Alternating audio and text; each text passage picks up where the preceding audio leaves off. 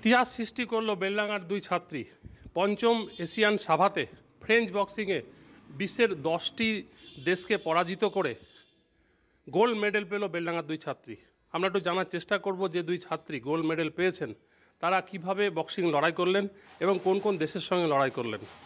ইন্দোনেশিয়ার বাংডুং বলে একটা জায়গা আছে, জাকার্তা থেকে 4 ঘন্টা লাগে, ওইখানে আমাদের খেলা হয়েছিল। French kick boxing, savate French kick boxing ছিল। ওখানে আমি গোল্ড পেয়েছি।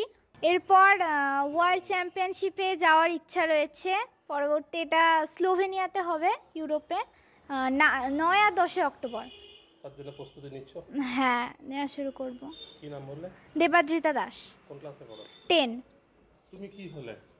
আমারও গোল্ড। হ্যাঁ, তোমারও ফ্রেঞ্চ বক্সিং? হ্যাঁ। কোন কোন দেশের সঙ্গে লড়াই হয়েছে?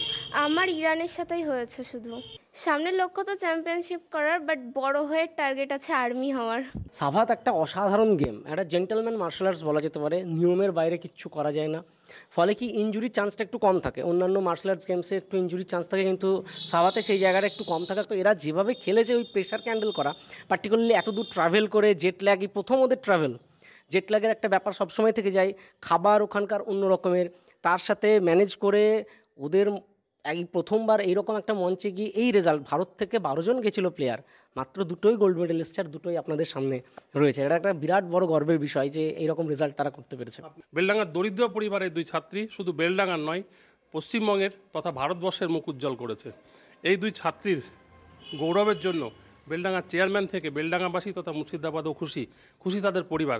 আগামী দিনে এই দুই ছাত্রী দারিদ্রতার সঙ্গে লড়াই করে পারবে কি সেই পদক জয় করতে, সেদিকেই লক্ষ্য রাখতে হবে আমাদের।